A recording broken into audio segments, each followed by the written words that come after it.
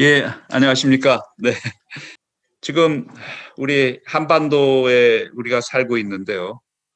우리나라의 대외 의존도가 어느 정도 되시는지 아십니까? 대외 의존도.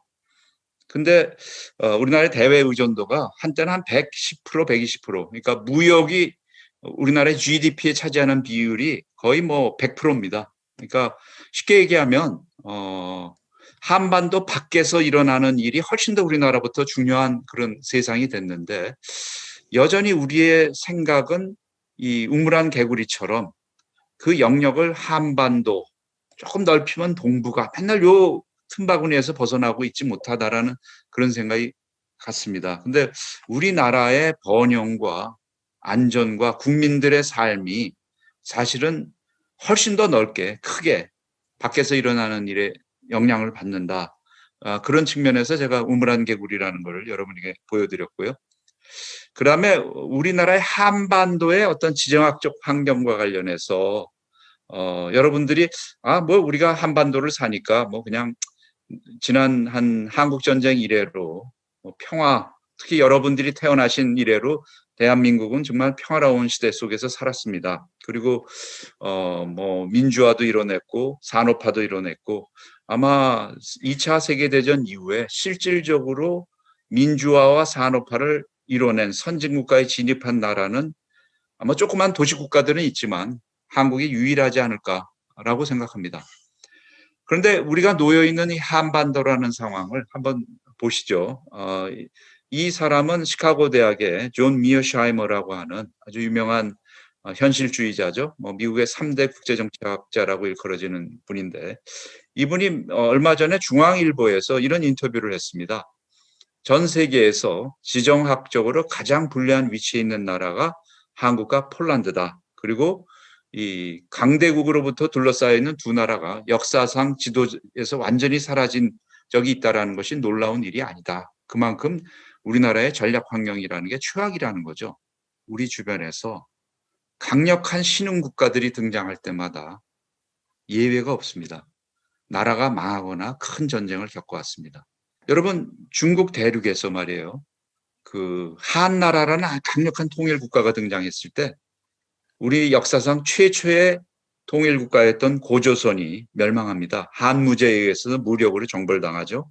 그다음에 뭐 우리 역사상 가장 강력했다라고 일컬어지는 고구려, 백제 이런 나라들 왜 망했을까요? 우리 주변에서 강력한 신흥 강국, 당나라, 수나라 이런 나라들이 등장했을 때 고구려와 백제가 멸망했습니다.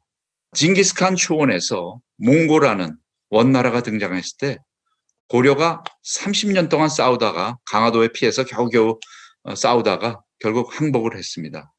그때 우리 인구의 한 4분의 1 이상이 죽거나 포로로 끌려간 걸로 알려지고 있습니다. 그리고 그 고려가 왜 망했죠? 고려가 왜 망했을까요? 고려가 망한 것은 명나라라는 새로운 강력한 국가가 등장할 때 중국 대륙에서 고려가 망했습니다. 이성계의 위화도 회군을 얘기하지만 사실 그 지정학적 변화 속에서 일어났던 위화도 회군이었습니다. 그리고 저 일본 열도에서 아주 강력한 신흥 도요토미 히데요시의 그런 강국 통일 일본이 등장했을 때 임진왜란이 일어났습니다. 우리가 얼마나 당했는지 아시죠? 또 하다못해 저 만주벌판에서 청나라가 일어나서 명나라를 물리치고 청나라라는 강력한 세력이 만주에서 일어났을 때 여기서 얼마 안 떨어진 저 남한산성에서 조선이 처절하게 항복한 바가 있습니다. 병자호란이죠. 그리고 조선이 왜 망했을까요, 여러분? 조선이 왜 망했을까요? 조선이 망한 것은 명치 일본이라는 강력한 신흥 국가가 우리 주변에서 등장했을 때 망했습니다. 여러분, 러일 전쟁, 청일 전쟁, 한국 전쟁 일어났던 그 전쟁들이 우리나라의 의지와 무관하게 일어난 일들이죠. 다 한반도를 둘러싼 지역 패권 세력들이 지역 패권을 잡기 위해서는 반드시 한반도라는 전략적 요충을 차지하려고 하는 습성들이 있습니다.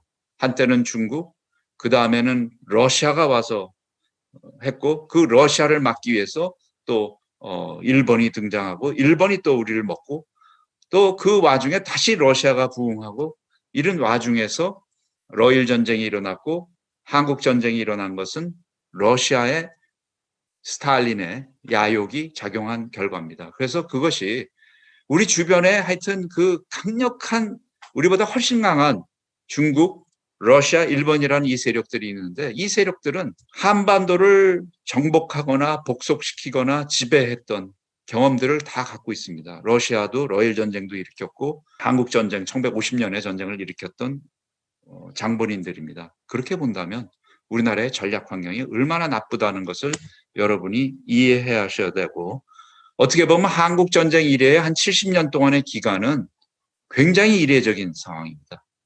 왜 우리가 이런 민주화 산업화를 이룰 수 있었는지 한번 여러분이 곱씹어 볼 필요가 있지 않을까 생각합니다.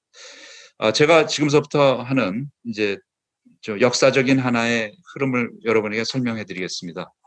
작년이죠. 작년 여름에 중국과 러시아의 전략 폭격기가 한반도를 휩쓸고 지나갔습니다. 아마 한국전쟁 이래 처음으로 그 한국전쟁 장본이라고 할 수 있는 러시아, 중국이 손을 잡고 전략 폭격기 편대가 동해안을 휩쓸고 지나갔는데 이때 독도와 울릉도를 통과함과 동시에 독도에 영공을 이 폭격기 편대가 침입을 했습니다. 물론 우리 공군기가 떠서 경고 사격도 하고 했었습니다만 저는 이 사건을 보면서 제가 학생들한테 국제정치 강의를 할 때마다 한반도의 전략 환경은 지정학적으로 최악이다라는 얘기를 했었는데 말로만 해왔는데 정말 피부로 전율을 하면서 느꼈던 사건이었습니다. 이 사건이. 전략 폭격기 편대가 한반도를 휩쓸고 지나갔다. 왜 이런 사건이 일어났을까 보니까 이때 여러분이 잘 아시는 트럼프 대통령과 김정은이 그 스페인 댄스 무슨 고라 그러죠? 판다공가 뭔가 댄스를 추면서 밀월 기간이었죠. 그래서 싱가포르에서 회담을 하고 뭐 이럴 때 어떻게 했습니까? 그 트럼프라는 사람이 갑자기 뭐 이런 얘기를 했죠. 나는 이 전략 자산을 한반도에 이렇게 보내는 거 싫다. 이렇게 돈 많이 들어가는 건 하기 싫다. 그래서 우리나라의 해외 공용에 과거에는 어떤 북한이 뭘 하거나 하면 B-50이나 B-2나 미국의 전략 폭격기들이 나타났는데 트럼프가 전략 자산을 더 이상 전개하지 않겠다고 하니까 그 해외 공역이 비어지게 된 거죠. 그 비어진 해외 공역을 중국과 러시아의 전략 폭격기가 비집고 들어왔다라고 볼 수 있겠죠. 그다음에 한미 연합훈련도 더 이상 이런 전쟁 연습 같은 거 도발적인 전쟁 연습 안 하겠다고 또 트럼프가 싱가포르 회담 직후에 기자회견에서 얘기했고요.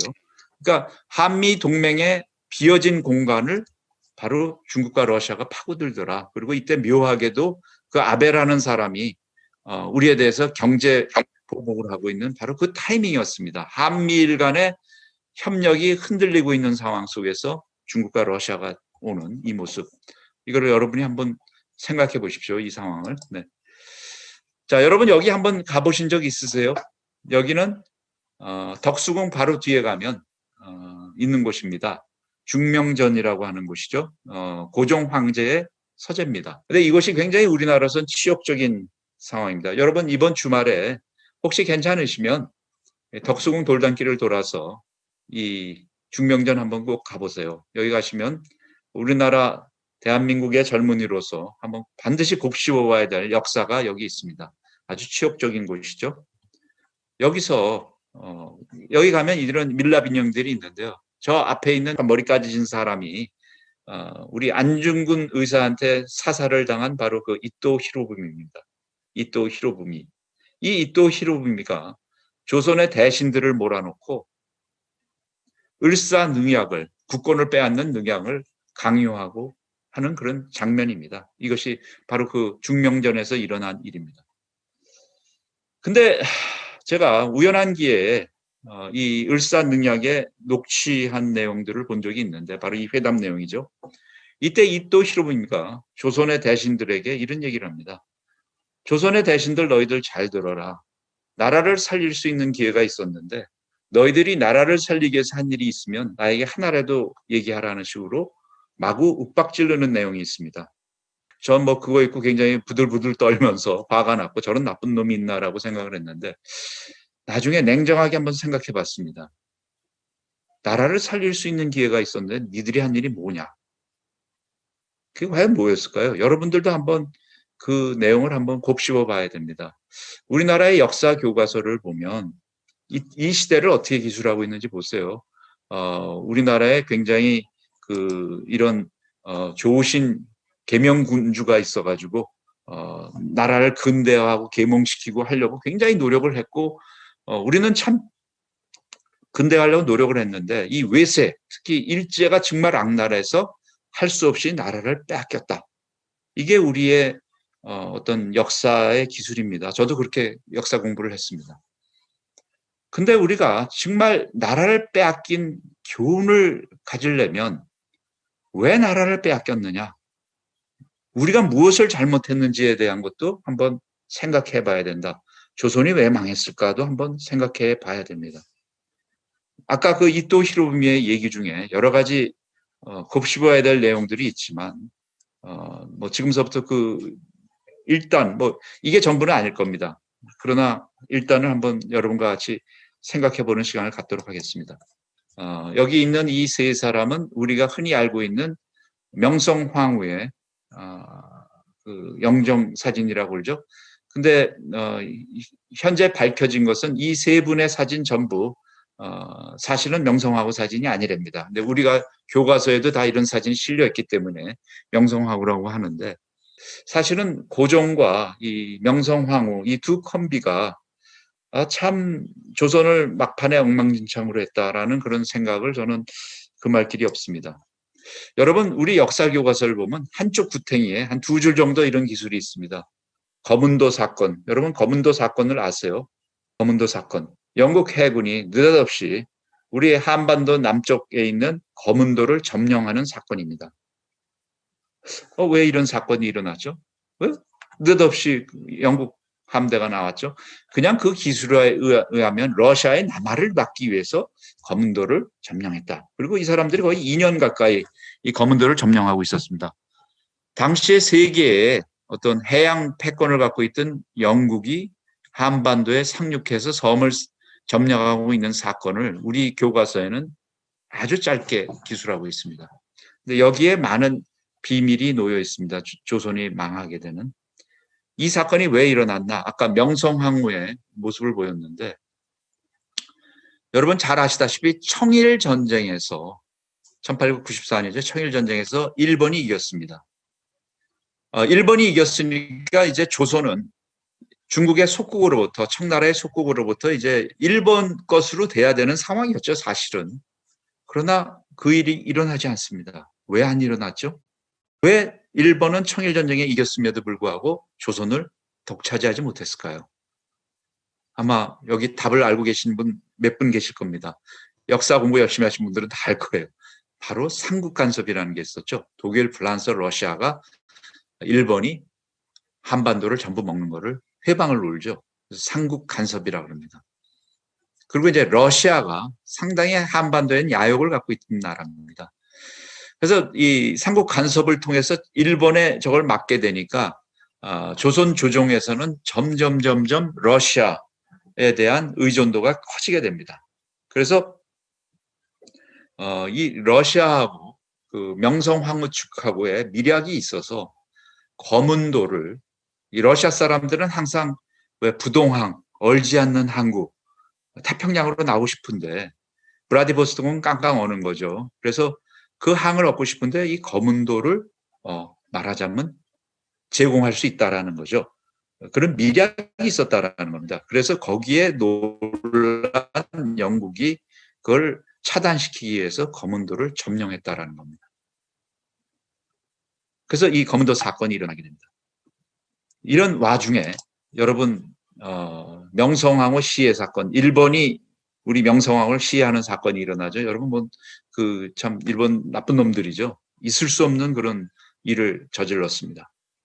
근데 그 다음에 고종 황제의 패착이 조선을 망하게 하는 결정적 이유였다고 생각합니다. 왜? 이 사진은 뭘까요? 여러분 정동길을 걷다 보면 이곳에 가게 돼 있습니다. 이 건물은 부서져 있지만 일부 시계탑이 남아 있는데 이것은 러시아 공간입니다. 최근에 이 아까 중명전에서 이 러시아 공간을 이루는 길을 잘 닦아서 고종 황제의 길이라고 아주 막 국민의 세금을 많이 들여서 잘 닦아놓은 길이 있는데 바로 아관 파천입니다. 한 나라의 국왕이 자기 나라에 있는 대사관으로 망명을 하는 전대미문의 사건이 일어나게 되는데 러시아 공간으로 고종 황제가 가게 됩니다.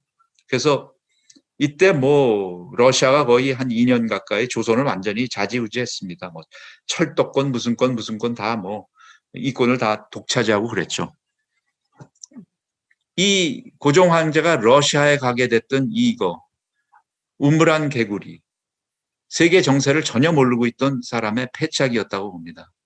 당시에 조선이 정신을 바짝 차리고 당시에 세계 정세를 알고 있었다면 최소한 아관 파천만은 하지 말았어야 된다는 거죠. 자, 여러분 세계사 시간에 요즘 세계사를 배우는지 모르겠습니다만 The Great Game이라고 100년에 걸친 대륙 세력 고음 러시아와 해양 세력 영국과 사자 영국과 패권을 세계 패권을 둘러싼 전쟁이 있었죠. 그걸 100년 전쟁 또는 Great Game이라고 합니다. 그래서 영국은 이 러시아의 남하를 막기 위해서 100년에 걸쳐서 쌓았습니다. 그래서 이 크림 전쟁을 비롯해서 중앙아시아, 아프가니스탄 그래서 드디어 극동에 와서 그 싸움이 벌어지게 되는데 그 싸움이 대리전쟁이 됩니다. 러일 전쟁이 되는 거죠. 영국은 일본이 자신의 이익을 지켜줄 수 있을 거다. 러시아의 남하를 지켜줄 수 있을 거라고 생각을 해서 결국 일본과 동맹을 맺고 일본에게 기술과 군비를 줍니다. 그래서 그걸 가지고 러시아와 싸워서 러시아를 이기게 되면서 러일 전쟁에서 일본이 이기게 되고 그 결과로 한반도는 일본 손에 들어가게 되는 비운을 겪게 되는 거죠. 그때 이런 선택을 하지 않았으면 어땠을까? 뭐 다양한 선택, 역사는 알 수 없는 거죠. if라는 건 만약에라는 건 있을 수 없는 일인데 그러나 하여튼 그런 생각을 갖습니다. 그래서 국제 정세를 우리가 잘 알아야겠다라는 생각을 갖습니다. 제가 너무 서두가 길었는데 이제 한미 동맹으로 들어갑니다. 여러분 최근에 선거 전 재밌게 봤죠? 저는 천당과 지옥을 왔다 갔다 했습니다. 왜 그랬냐? 저는 바이든이 이긴다라고 생각을 했지만 그거를 지난번에 트럼프가 이기는 걸 보면서 이번에 뭐 이렇게 누구를 이긴다라고 얘기하는 걸 극도로 꺼려왔는데 선거 당일날 미국의 여러 여론조사 결과들을 쭉 보니까 그 과거에 트럼프가 이긴다고 했던 여론조사 기간조차 바이든이 이기는 걸로 나오더라고요. 그래서 바이든이 이긴다라고 외신을 비롯한 국내 언론에 그렇게 얘기를 했습니다. 그런데 뭐 오후가 되니까 뭐 선생님 전화가 오면서 틀렸다라고 오기 시작하고 뭐 보니까 미시간 뭐 이런 데서 뭐 펜실베니아에서 16% 트럼프가 이기고 있고 뭐 그런 상황이 벌어진 겁니다. 그래서 아이고 나 이거 틀렸구나라고 생각을 했는데 나중에 이제 뭐 뒤집어져서 바이든이 이기게 되는 그런 상황이었는데 사실 이번 선거전은 만약에 코로나가 없었다면 트럼프가 이겼을 겁니다. 왜냐? 코로나가 발생하기 전까지 성장률, 고용, 주가 이 세 가지가 최고 호황이었습니다. 이런 적에 현직 대통령이 진 적이 없습니다. 그런데 이 코로나라는 그런 사태가 벌어짐으로써 흔들리기 시작했죠. 이 코로나 대처에 대한 문제점들이 드러나고 뭐 이것만 가지고는 그래도 트럼프가 버텼을 거라고 봅니다. 트럼프가 워낙 뭐 이번 선거를 보니까 뭐 거의 뭐 7,200만 표 이상을 얻었기 때문에 뭐 미국이 딱 분열된 겁니다. 절반으로 분열되어 있는 그런 양상이 됐습니다. 그러나 선거를 가름했던 것은 바로 인종 갈등이었습니다. 조지 플로이드 사건, Black Lives Matter라는 바로 이거죠. 그 경찰관이 그 조지 플로이드라는 흑인을 질식시켜서 죽이게 되는 그 사건이 폭동을 일으키게 되죠. 그래서 미국 전역에 이런 폭동들이 일어나고. 근데 보통 이런 게 일어나면 현직 대통령은 갈등을 보호하고 통합의 메시지를 보여야 되는데 이 트럼프는 전혀 다르죠. 오히려 갈등을 조장하고 질서를 얘기하고 이런 데모를 그 군까지 동원해서 이거를 뭐 막으려고 하고 막 그런 상황들이 벌어집니다. 우리로서 이해할 수 없는 일이죠. 근데 이 트럼프는 그런 일을 하는 겁니다. 왜? 트럼프는 계산을 한 겁니다. 자기가 선거에서 이기려면 어떻게 해야 되냐. 지난번 선거 때도 결국 지지층을 결집시켜가지고 이겼습니다. 그러니까 이번도 양쪽이 지난번에는 트럼프 쪽 지지층이 훨씬 더 잘 결집이 됐고 이 힐러리 클린턴 쪽은 결집이 잘 안 됐습니다. 왜?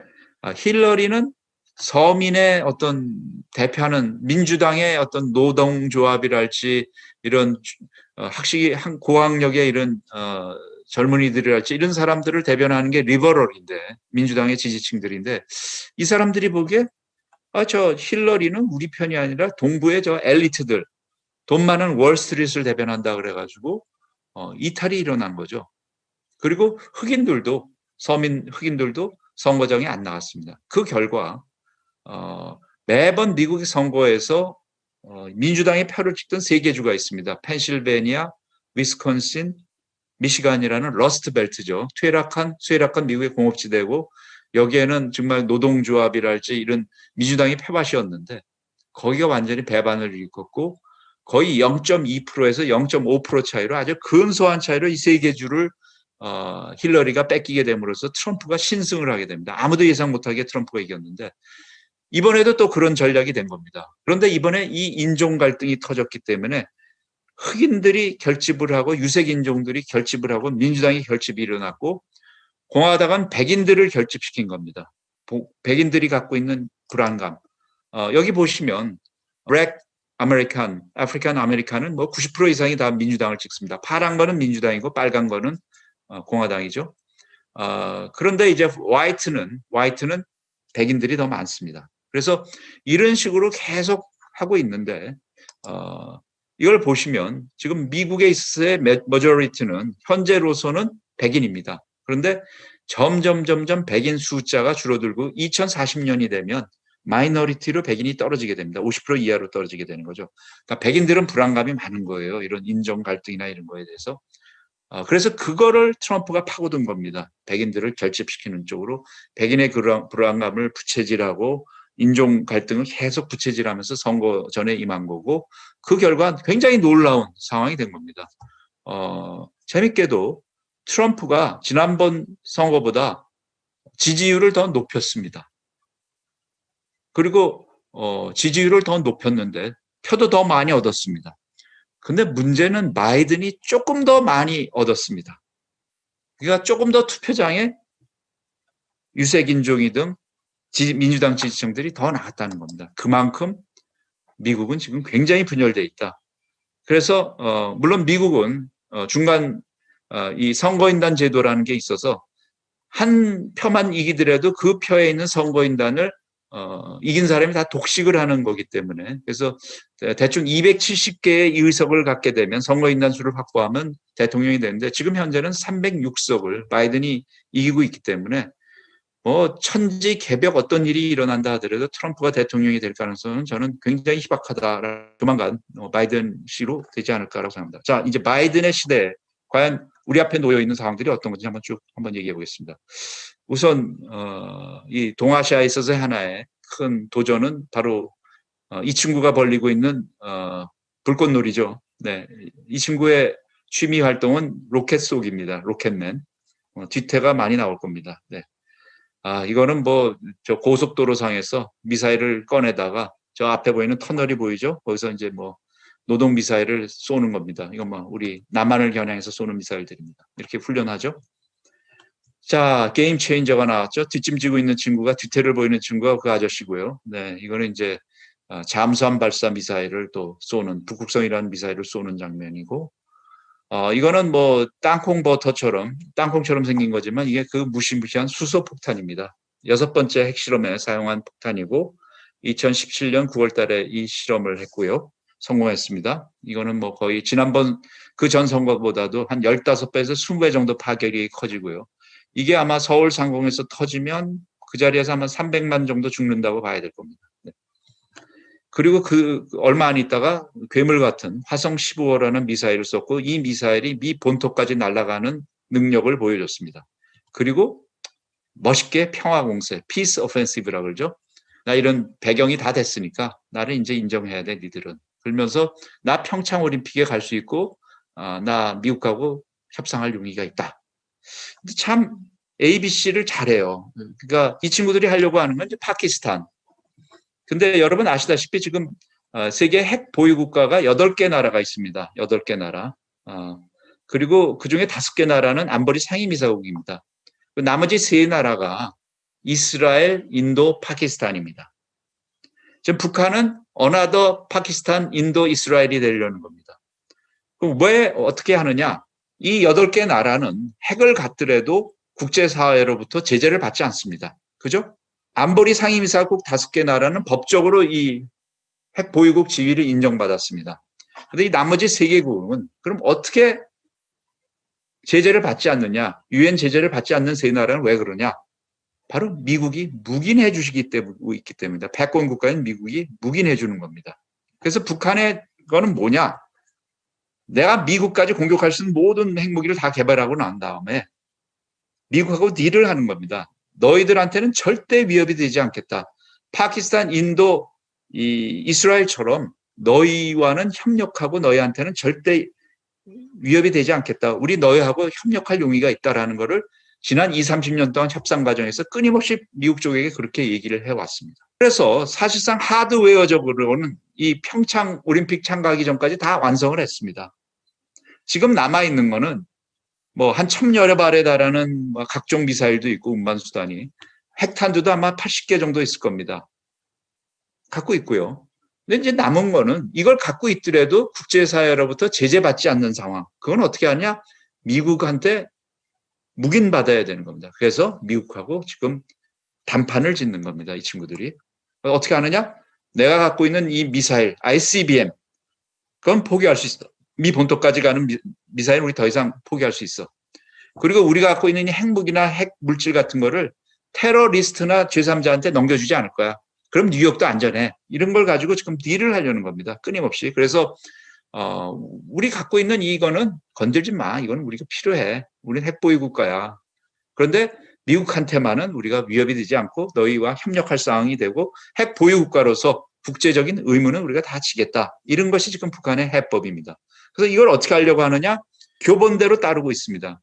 우선 미국과의 어떤 트럼프 대통령과의 만남을 시작하면서 제일 먼저 한 게 뭐죠?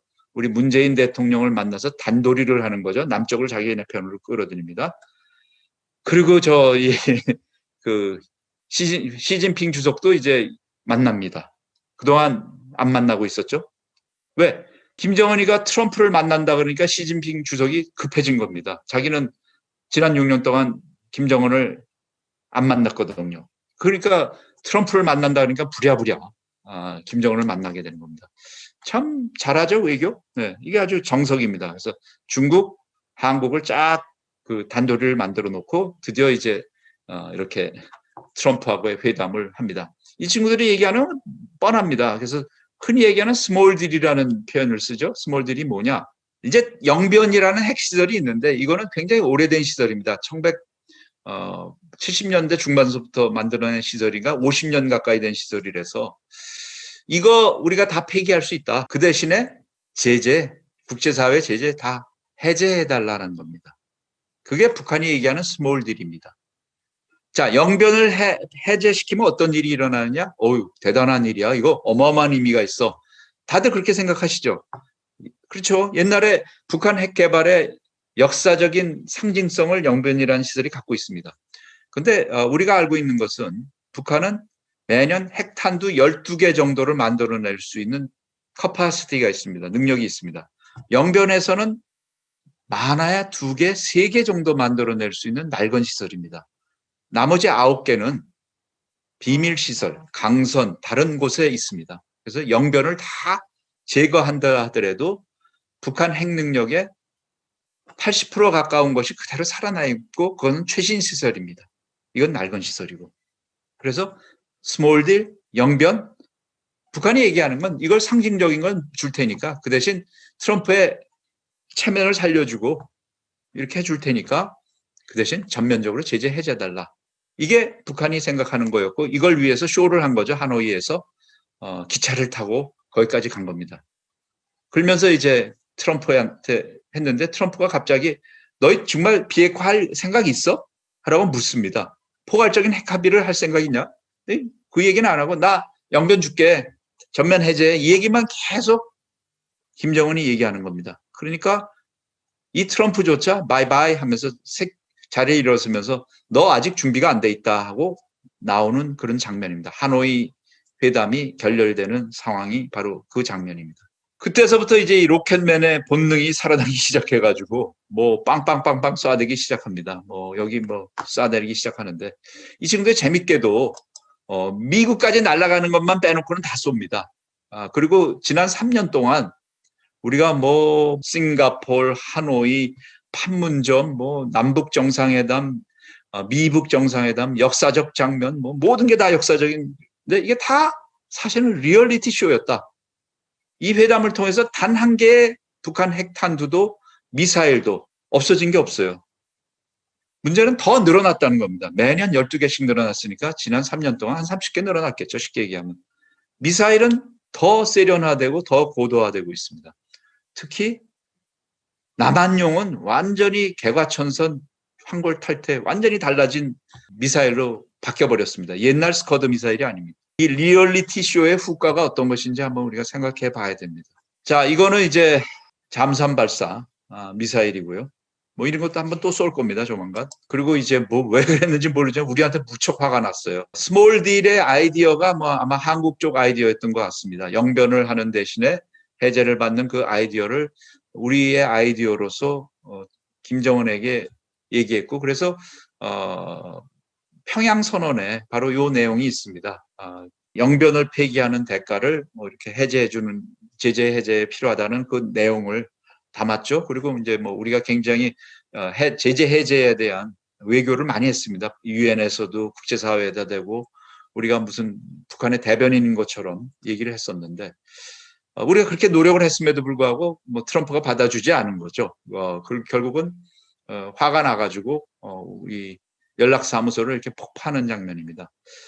여러분 만약에 동경에 있는 우리 대사관을 일본이 폭파시키면 어떻게 되죠? 여러분 어떻게 생각합니까? 그건 전쟁입니다. 선전포고입니다. 근데 왜 우리 이 연락사무소라는 것은 쉽게 얘기하면 북한에 있는 우리 대사관인데 우리 대사관이 폭파당했는데도 우리는 참 이상해요. 북한에 대해서는 별로 그렇게 이런 걸 다 그냥 넘어가는 것 같습니다. 그래서 왜 그런지 모르겠어요. 네. 자, 그런데 지난 10월 10일 날 북한이 퍼레이드를 하죠. 군사 퍼레이드를 하는데 막 괴물들이 마구 나옵니다. 이런 어마어마하게 더 커진 미사일도 나왔고요. 그런데 제가 더 놀랐던 거는 이 장면입니다.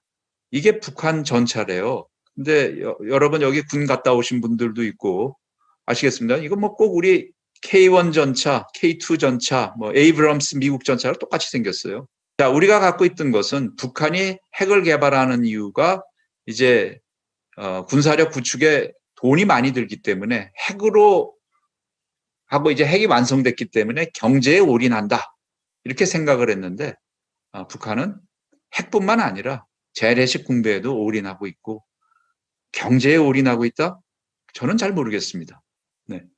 뭐 많은 분들이 북한 경제에 김정은이가 계몽군 주고 많은 그런 지원을 하고 있다라고 얘기를 하고 있는데 글쎄요, 저 갈마지구에 그 외국 관광객을 모으는 그런 카지노 시설을 만들고 이런 건 하는데 진짜 필요한 해외 자본을 들여다 개혁 개방을 해서 산업단지를 만들고 우리가 옛날에 60년대 했던 그런 인프라를 만들고 아닙니다. 고속도로를 만들고 철도를 만들고 그게 아니라 다 일회용 그런 관광단지, 승마시설, 유흥단지, 수영장 그걸로 경제가 일어날까요? 그게 애민하는 계몽군주의 모습일까요? 한번 생각해 보십시오. 네. 그래서 우리가 생각하고 있는 북한에 대한 전제를 다시 생각해야 된다. 여러분과 같이 한번 생각해 볼 필요가 있다는 생각을 갖습니다. 자, 그 다음에 또 하나가 이제 중국의 문제입니다. 사실 이게 제일 중요한 이슈인데 제가 너무 서론이 길었다라는 생각이 드는데 이거는 투키디데스라는 그리스의 유명한 장군인데요. 여러분 투키디데스의 함정이라는 표현 아세요? 스파르타라는 패권 국가가 있었는데 그리스에 아테네라는 신흥 강국이 등장하니까 그것이 불가피하게 전쟁으로 일어나더라. 이것이 투키디데스의 함정이라고 그러고요. 실질적으로 세계사적으로 신흥 강국이 등장할 때마다 패권 국가와 신흥 강국 사이에 거의 전쟁으로 다 귀결됐습니다. 최근 한 300년 사이에도 한 14차례 정도의 그런 상황이 있었는데 한 11차례 정도가 전쟁으로 귀결됐습니다. 자, 현재 패권 국가는 누구죠? 미국입니다. 거기 도전하는 국가는 바로 이 나라죠. 이게 어떻게 될까요, 앞으로? 그게 우리의 이제 문제가 되는 거죠. 중국은 2008년에 세계 금융위기가 터졌을 때 중국한테 기회이자 위기였습니다. 그 전까지는 중국 경제가 막 10% 고도 성장을 했는데 역시 중국도 교육을 많이 하죠. 국산 물건을 만들어서 미국에 수출하는 구조죠. 그래서 고도 성장을 해왔는데 어느 날 갑자기 세계가 금융위기가 침체가 되니까 중국이 어려워집니다. 그래서 어떻게 했죠? 내수를 길러내기 시작합니다. 그래서 인프라에 투자를 하죠. 뭐 중국 어디를 가든 50층짜리, 60층짜리 건물이 즐비합니다. 그리고 고속전철만 해도 뭐 8천 킬로인가요? 10,000킬로 이상을 깔았습니다. 몇 년 사이에. 그리고 이건 놀라운 얘기인데 중국이 지난 3, 4년, 지난 4, 5년 동안 쓴 시멘트의 양이 46기가톤이랍니다. 46기가톤이 얼마나 많은 건지는 잘 모르겠는데 근데 그게 미국이 20세기 100년 동안 쓴 시멘트 양은 25기가톤이랍니다. 지난 5년 동안 쓴 시멘트 양이 미국이 100년 동안 많이 쓴 시멘트 양보다 많다는 겁니다. 뭐냐? 인프라 투자해서 경제 성장률을 계속 6% 이상으로 올리기 위한 겁니다. 자, 이렇게 되니까 어떻게 되죠? 우리나라에서 아름다운 봄, 가을이 다 사라지고 미세먼지가 날아올 수밖에 없는 구조겠죠. 이렇게 계속 건설 현장이니까. 네. 그래서 이런 상황들을 한번 생각해 보시면 됩니다. 그리고 이제 중국이 경제적으로 커지니까, 점점 커지니까, 여러분, 그, 공세적 현실주의, 오펜시브 리얼리즘. 아까 미어샤이머 교수도 그 이론 중에 한 사람인데, 100여 년 전에 일본이라는 나라가요, 갑자기 힘을 갖게 됩니다. 명치 유신을 통해서. 힘을 갖게 되니까 어느 날 갑자기 저 한반도가 자신의 심장을 겨누는 칼같이 생겼다. 저게 남의 손에 들어가면 큰일 나겠다. 그래서 어떻게 합니까? 한반도를 식민지를 만들죠. 먹습니다. 저 만주 지역을 저 러시아가 지배하게 될 경우에 제국의 안전이 위협받는다. 그래서 어떻게 합니까? 만주로 침략해 들어갑니다. 만주를 먹습니다. 그리고 중국 대륙으로 들어갑니다. 그 동남아의 저 자원은 우리나라의 핵심 이익이다. 그래서 어떻게 합니까? 동남아로 갑니다. 구일본 제국이 점점 팽창하던 모습을 여러분이 아실 겁니다. 방어의 영역이라고 지네들은 보지만 이것이 팽창하는 원인이 됩니다. 힘이 세지면 점점 팽창한다고 보시면 됩니다. 자, 최근에 중국을 한번 보시죠. 중국 어떻습니까? 요즘 21세기에 대국, 소국, 핵심 이익, 세력 균형 이런 얘기하는 나라는 중국입니다. 외에는 없습니다. 그죠? 과거의 중국은 자기네들은 개발도상국이고 그냥 우리가 생각하는 핵심 이익은 티벳과 타이완에 있어서의 주권이다. 여기를 침해하는 건 우리는 참지 못한다. 라고 얘기해 왔습니다. 근데 이게 힘이 커지니까 이렇게 달라져요. 어떻게 달라지느냐? 어느 날 남중국해, 여기 지도의 밑에 보시면 베트남과 필리핀과 인도네시아 사이에는 바다가 있죠. 이게 남중국해입니다.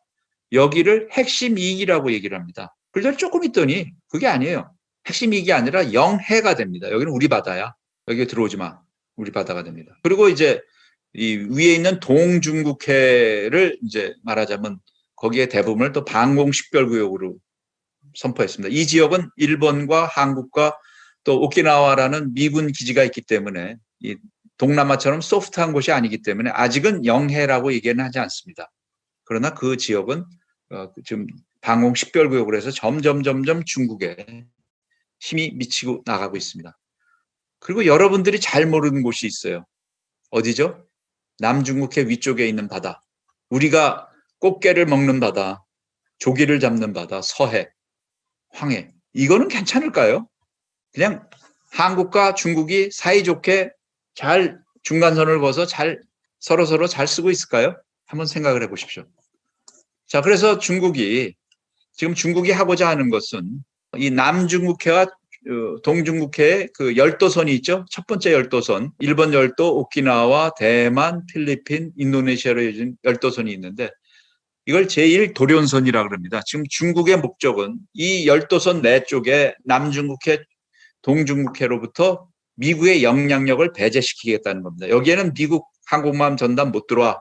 여기 들어오면 우리가 이제 박살낼 거야라는 식으로 이제 쓰고 있고 그것이 완경이 되면 세컨 아일랜드 체인이라고 해서 제2도련선까지 자기네 영역으로 지금 해군의 영역으로 인민해방군의 영역으로 만들겠다라는 프로젝션을 지금 하고 있습니다. 그리고 남중국해 산호초에는 이런 식으로 북구 군사기지를 만들고 있고요. 여기에 우리 해군 광개토 대왕함이 아델만을 갔다가 돌아오는 길에 태풍을 만나서 잠시 들어갔는데 그냥 뭐 중국이 자기네 영해에 침입했다고 마구 해서 우리가 좀 당당해져야 되는데 여기에 우리가 유감의 뜻을 표현하는 그래서 그걸 보고 저는 이게 이래도 되나라는 생각이 들었습니다. 여기는 공해입니다. 공해.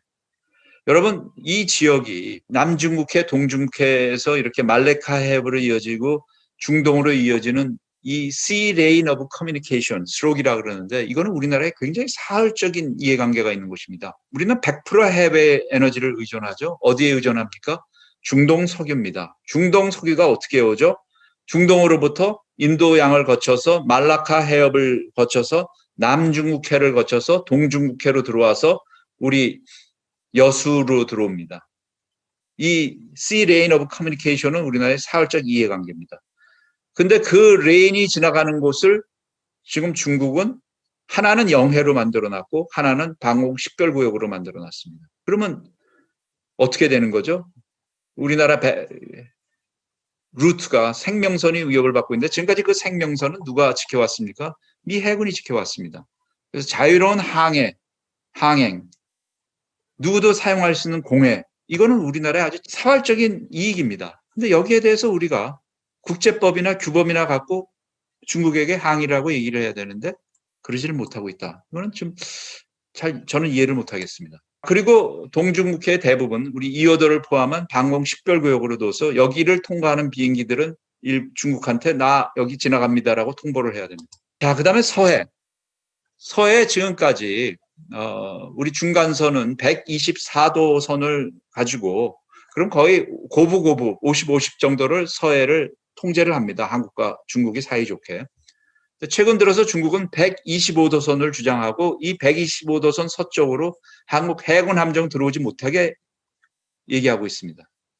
그러면 거의 70% 이상, 72, 3%를 중국이 통제하고 우리는 20, 7, 8%를 갖게 됩니다. 서해. 그리고 중국이 새로이 주장하는 그 선에 따라서 부표를 설치했는데 아마도 잠수함을 다니는 것을 감시하는 소나를 단 군사 부표로 추정이 됩니다. 그리고 이제 그때 본 것처럼 중국의 정찰기와 폭격기들이 바로 이 서해에서부터 울릉도, 독도 쪽까지 다 마음대로 마구 다니고 있는 그 현실을 우리가 목격하고 있습니다.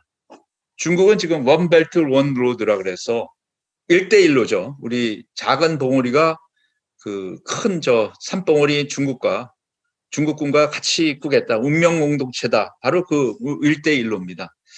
이 어마어마한 경제 프로젝트라고 여러분 생각하시죠? 혹시 지정학 이론을 아시면 이걸 보면서 야, 욕심도 크다라고 얘기할 텐데 자, 유라시아 대륙을 지배하는 사람이 세계를 지배한다. 이거는 맥킨더라는 사람의 이론입니다. 그래서 주로 대륙 국가들이 러시아, 독일 이런 나라들이 프랑스나 이런 나라들이 그 이론에 따릅니다.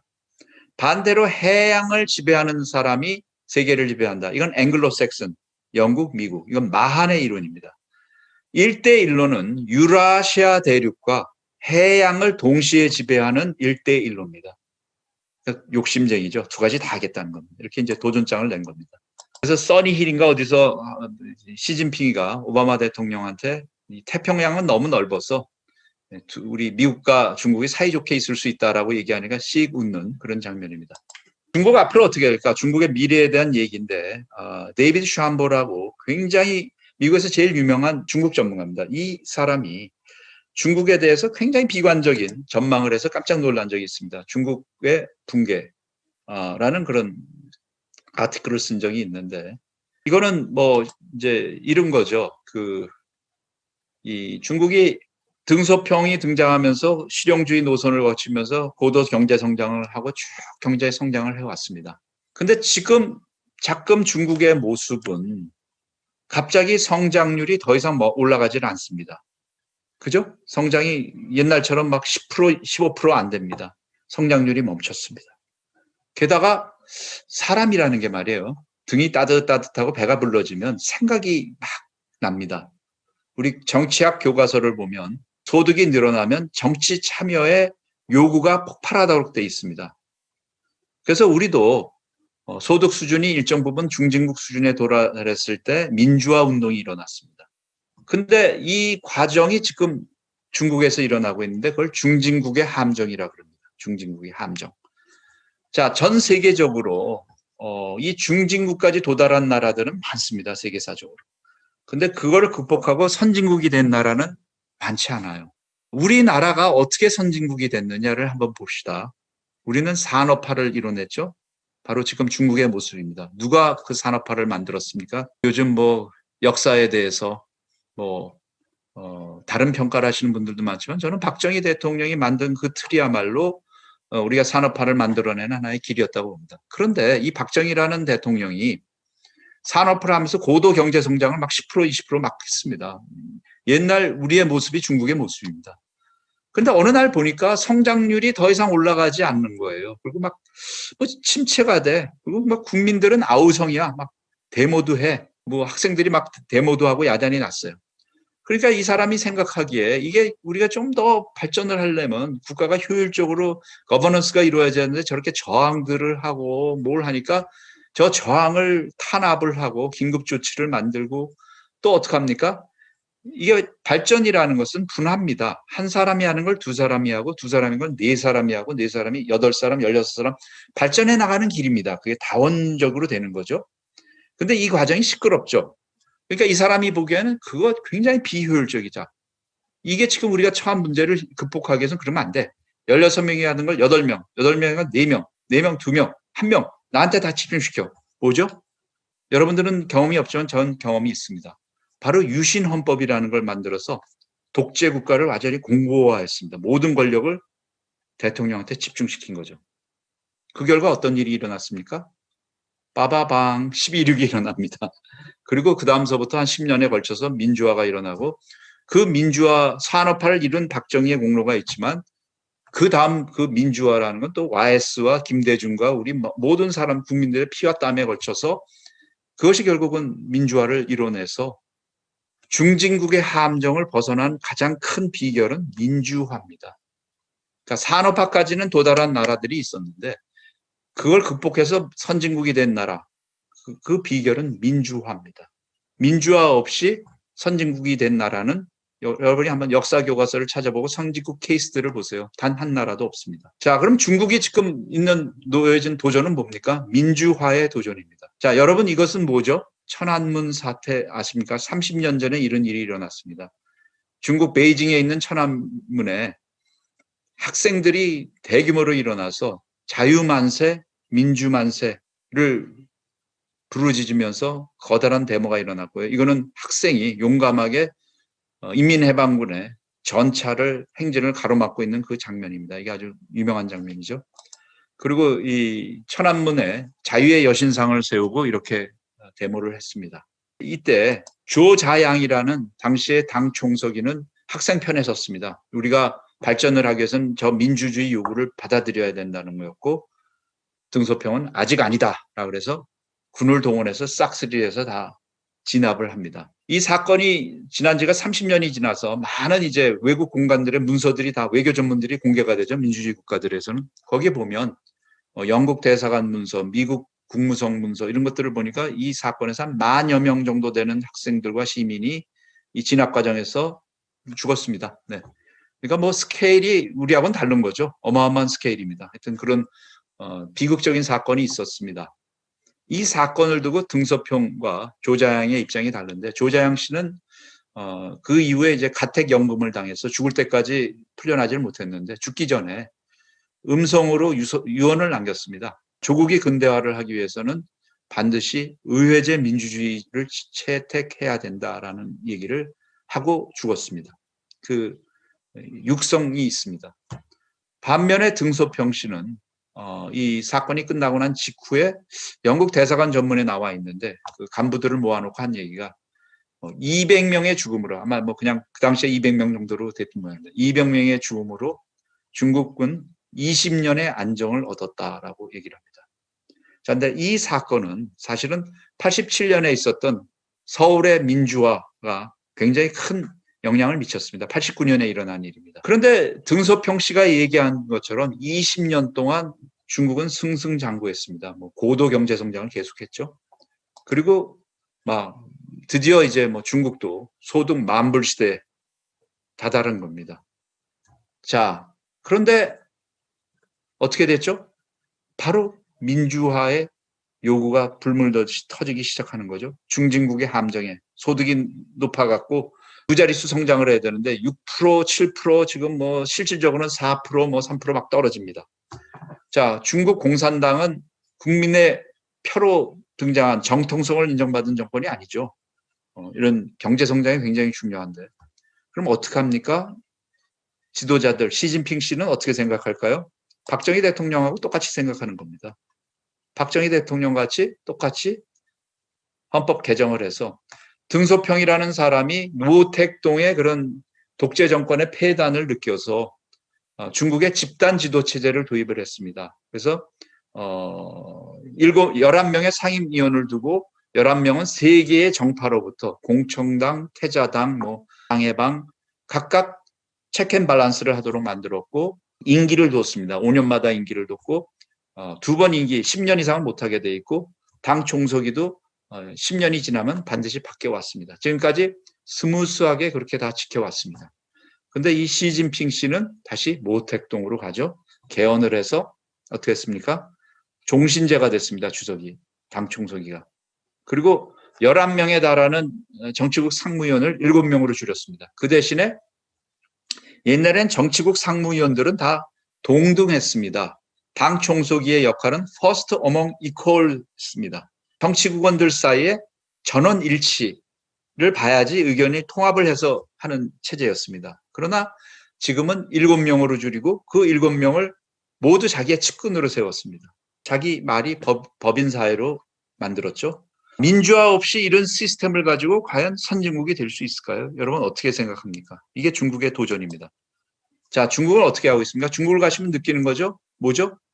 페이스북이 안 됩니다. 구글도 안 됩니다. 지메일도 안 돼요. 우리나라 카톡도 안 될 겁니다. 다 자기네의 서버를 갖고 있는 데서. 왜? 통제하기 위하여. SNS를 가지고 다 통제, 댓글도 다 통제합니다.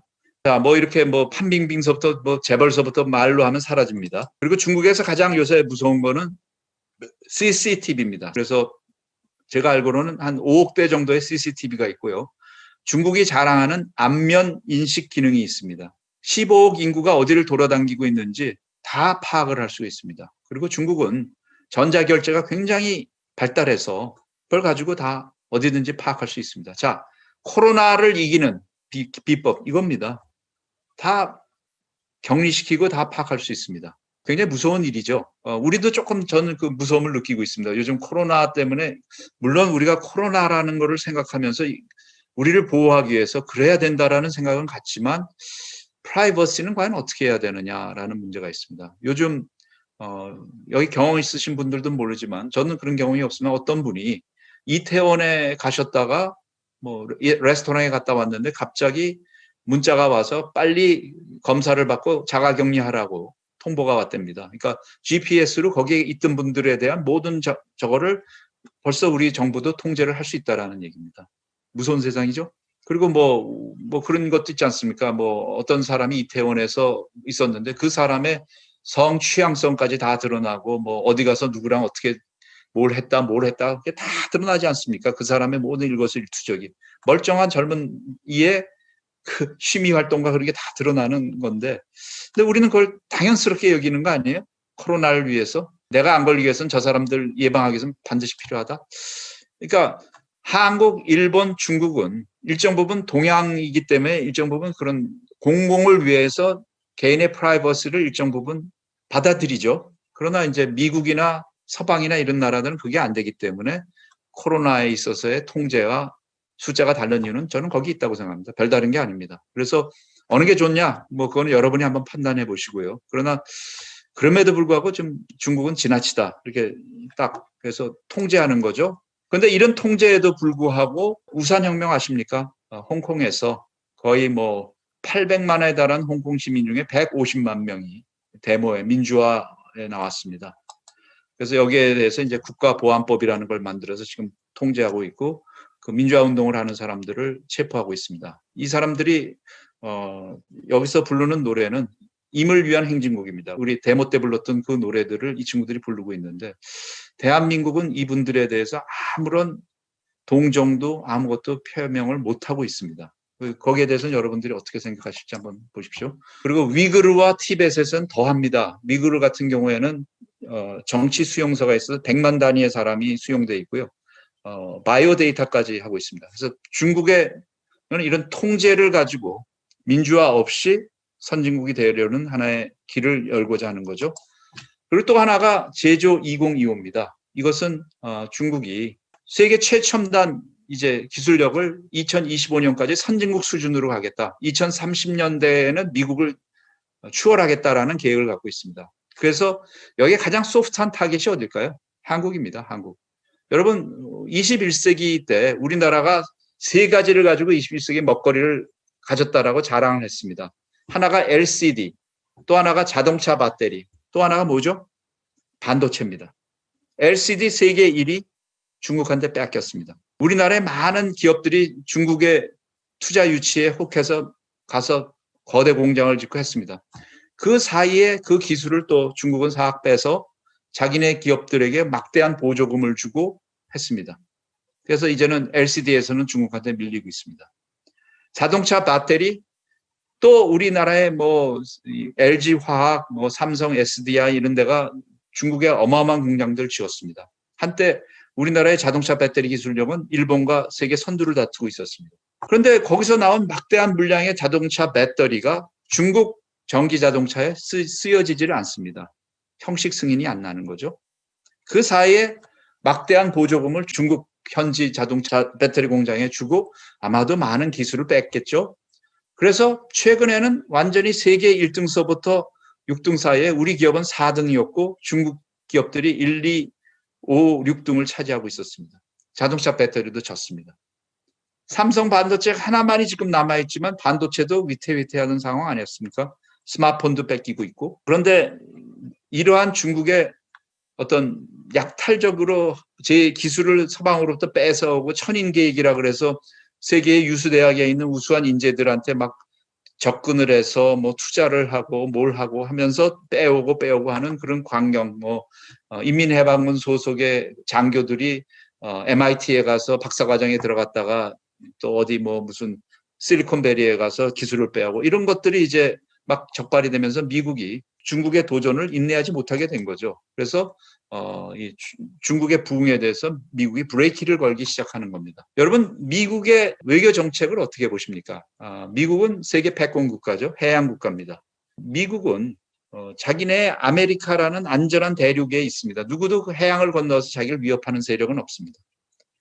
그런데 이제 자기네들이 위협을 느끼는 건 뭐냐? 유럽에서 어떤 강력한 세력이 유럽을 다 차지하게 되는 공포. 그러면 자기네 유럽과 연계되어 있던 모든 상업적 이해관계가 차단당하고 심지어는 그 히틀러가 과거에 미국을 나중에 공격해 오지 않을까라는 그런 공포가 되는 거죠.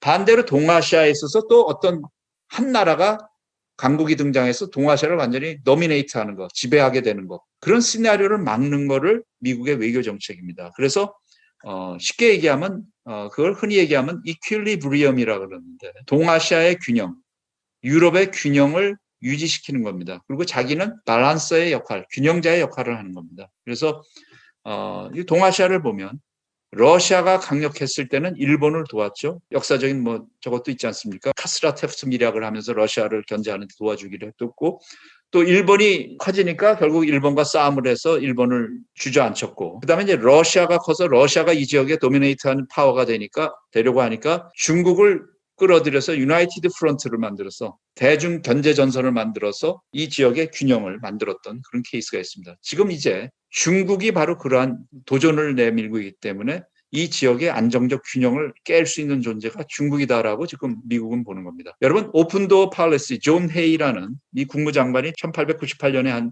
중국 정책인데 이걸 보면 미국이 생각하는 게 느껴집니다. 중국이라는 대륙이 있는데 이 대륙을 와가지고 다 열강들이 다 먹고 있는 거 아닙니까? 그래서 미국은 이 자기의 이해관계가 있기 때문에 여기서 어떤 세력이 이걸 다 차지하지 못하게 하는 것이 미국의 이익입니다. 그래서 문호 개방 정책이라는 것을 피게 되는데 이런 정신이 결국 미국에 있어서의 동아시아의 균형이라고 그럴까요? 그걸 해야지만 미국이 어떤 나라가 동아시아를 전부 지배하지 않고 안정적 균형 상황이 있어야지만 동아시아의 성장을 가지고 교육을 해서 경제적인 이익도 볼 수 있고 여러 가지 전략적 이해관계가 되고 동아시아를 누가 지배하게 되면 그 화가 일본도 그랬고 유럽에서 지배하게 된 히틀러도 그렇고 미국한테 미치게 된다. 안전한 아메리카 대륙을 공격해 올 수 있다. 그런 생각을 갖게 되는 겁니다. 그래서 그렇게 하지 못하도록 유럽이나 동아시아의 균형을 만드는 것이 미국의 동아시아 정책, 유럽 정책, 외교 정책입니다. 자, 그렇게 본다면 우리 대한민국이 생각하는 동아시아의 상황, 어떤 한 나라가 도미네이트하는 신흥 강국이 등장해서 그 지역을 다 지배하는 상황 속에서의 질서와 균형이 있는 상황 속의 질서, 이 두 가지 중에 어떤 게 좋다고 생각하십니까? 그걸 가지고 한번 여러분들이 생각해 보십시오. 네. 자, 그래서 미중 간에 지금 이런 대결이 벌어졌고요. 지금 미중 간의 최대의 격전은 디지털 플랫폼을 누가 차지하느냐의 싸움입니다. 5G, 양자 컴퓨터 그런 것들이죠. 그리고 반도체죠. 이런 시스템 반도체 이런 것들을 누가 차지하느냐의 그런 싸움인데 지금 이제 중국은 다른 분야는 다 자기네들이 미국보다 뒤처져 있지만 이런 응용할 수 있는 이런 분야에 있어서는 새로운 분야이기 때문에 미국을 추월할 수 있고 우리가 세계를 지배할 수 있는 기술을 가질 수 있다라는 거죠. 그래서 아주 굉장히 공격적으로 이런 분야에 싸움을 걸어오고 있습니다. 그래서 그 결과 벌어진 것이 화웨이 사태입니다.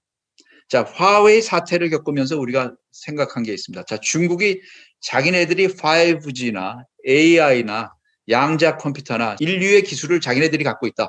이제 세계를 우리가 다 기술적으로 다 지배할 수 있다라고 생각을 했는데 그래서 이제 세계는 이제 중국의 시대가 됐다. 빨리 중국으로 가야 된다라는 논리들이 우리나라에서도 담론이 나오고 하던 적이 있습니다. 그런데 이번 사태를 보면서 미국이 강력하게 특히 트럼프 행정부가 이렇게 미국, 중국에 대한 규제를 발행하고 특히 화웨이에 대한 반도체 공급이나 이거 차단하면서 우리가 이제 알게 된 거죠. 여러분들이 일반 사람들이 알게 된 게 뭐냐?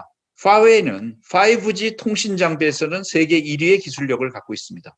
그럼 5G 통신 장비를 한번 뜯어볼까요? 5G 통신 장비에 들어가고 있는 반도체는 삼성 반도체입니다. 5G 통신 장비에 들어가고 있는 소재는 대부분 일본제입니다. 5G 통신 장비를 만드는 장비는 미국제입니다.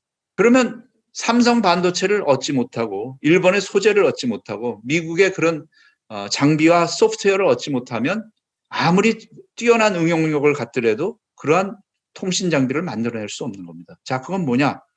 여러분, 글로벌 밸류 체인이라는 걸 들어보셨습니까? 세계의 경제 사슬이라는 게 있습니다. 그래서 쭉 이 분업화된 사슬이 있는데 그 사슬은 미국이 만들어 놓은 글로벌라이제이션, 세계화의 구도입니다. 중국은 그 사슬에 들어와서 세계의 공장 역할을 하면서 커진 나라입니다. 그런데 중국이 이제 힘이 커졌다고 그 사슬로부터 무관하게 자기가 미국을 능가할 수 있다고 생각하는 순간 바로 그 약한 고리를 지금 미국이 공격해 들어오는 거죠. 그래서 화웨이 사태를 겪으면서 중국이 아직 그럴 만한 단계는 아니구나라는 거를 여러분들 느낄 겁니다. 자, 삼성 반도체 세계 1위지만 우리가 삼성 반도체라는 세계 1위의 반도체를 만들 수 있었던 것은 자유롭게 그 글로벌 밸류 체인에 어세스 할 수 있기 때문입니다. 그죠? 일본의 소재도 가져오고 네덜란드의 장비도 가져오고 미국의 소프트웨어도 가져오고 미국의 설계 기술도 가져오고 그래서 삼성 반도체를 만들 수 있는 겁니다. 우리가 그 밸류 체인을 무시하는 순간 삼성에서는 그런 우수한 반도체를 만들어낼 수가 없습니다. 같이 더불어 사는 세상입니다.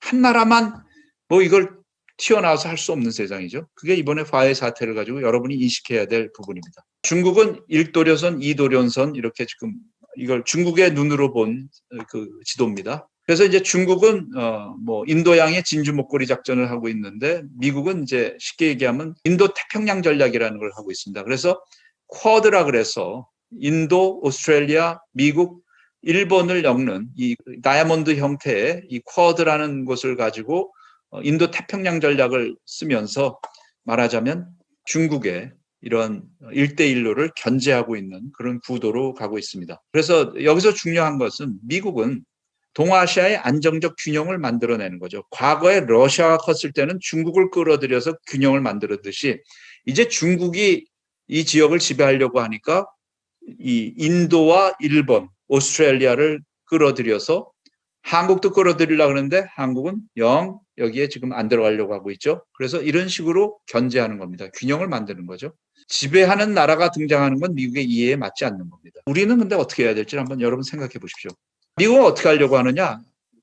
자, 1도련선에서 중국이 미 해군을 몰아낸다고 하니까 요즘 미국은 완전히 다른 전략 개념을 쓰고 있습니다. 자, 이거는 1도련상에 있는 조그만 섬들입니다. 이 섬들은 대부분이 미국이나 일본이나 미국의 우방국들, 동맹국들이 다 차지하고 있습니다. 여기에 해병 부대들이 소규모 부대들이 가가지고요. 쉽게 얘기하면 이런 미사일들을 갖고 있는 소부대들을 도서에 배치합니다.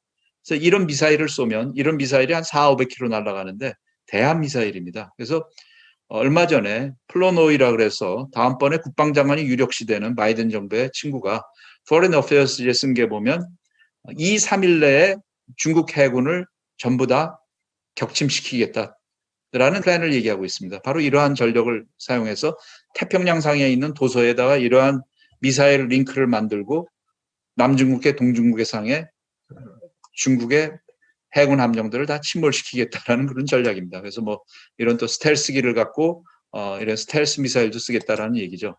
제가 뭐 이렇게 쭉 얘기를 했습니다만 여러분 우리는 좀 미국과 중국 사이에서 우리는 어떻게 해야 되냐. 미중 간의 갈등은 점점 깊어지고 있고 군사적 갈등으로까지 비화되고 있고 테크 전쟁, 경제 전쟁으로까지 가고 있습니다.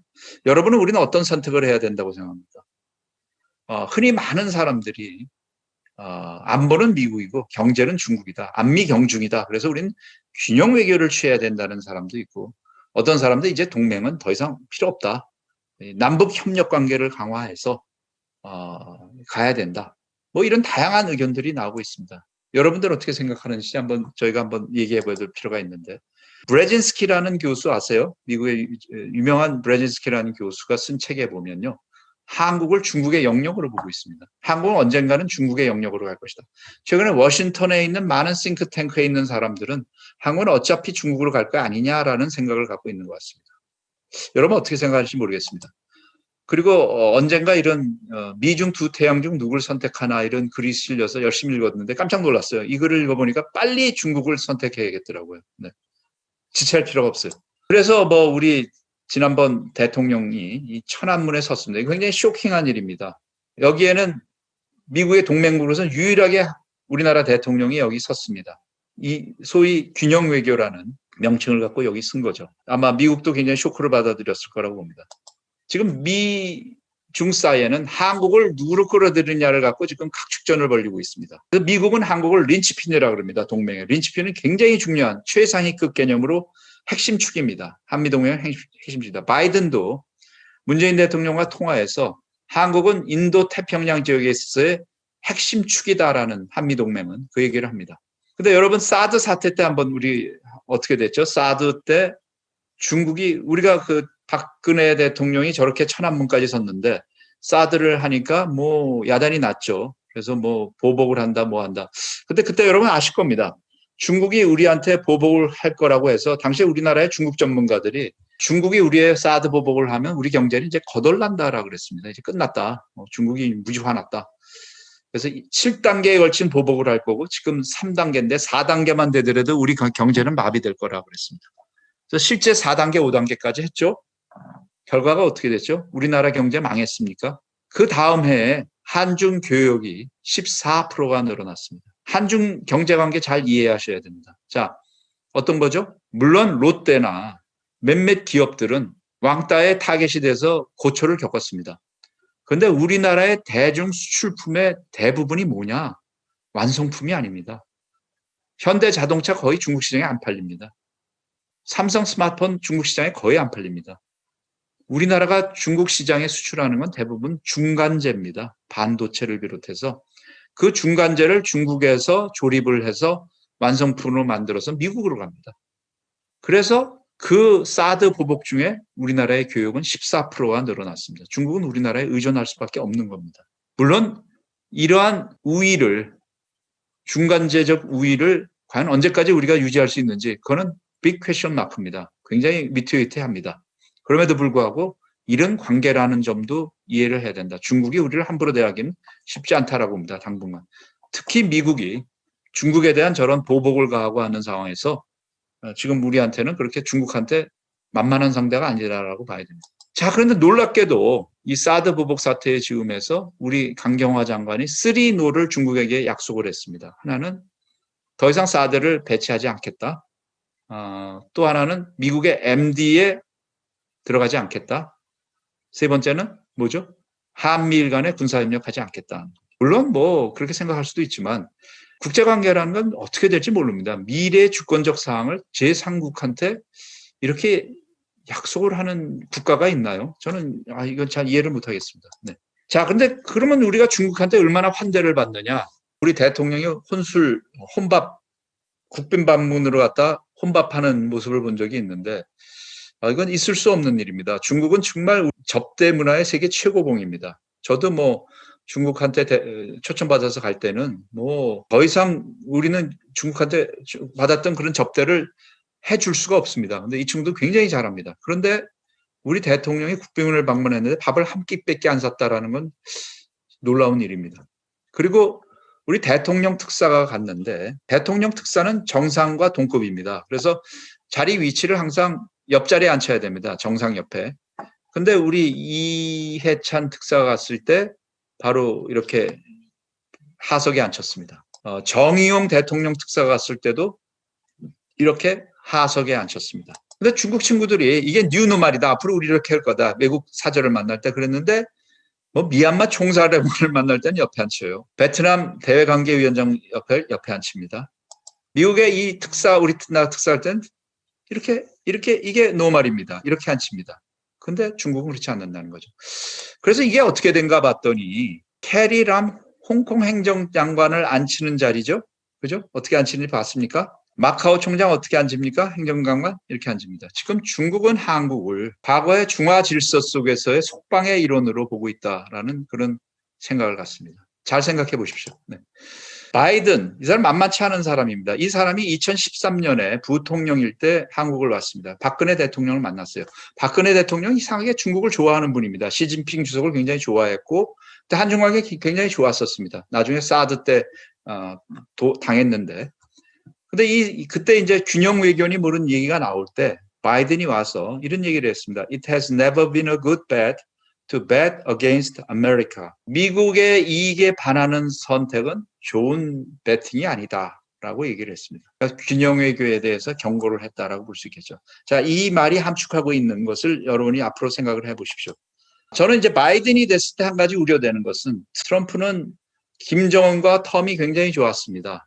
우리나라의 반미 운동을 하시는 분들이 미국과 북한 관계가 좋을 때는 조용합니다.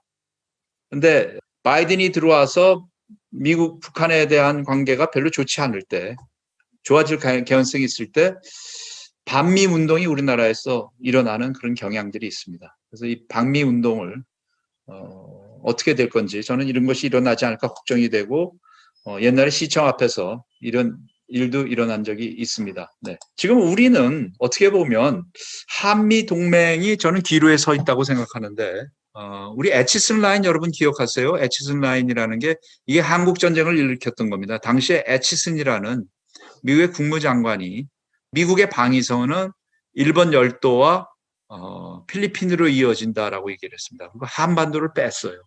그래서 이것을 본 스탈린이 김일성에게 남쪽에 대한 침공을 허락하게 됩니다. 그러니까 애치슨 라인이죠.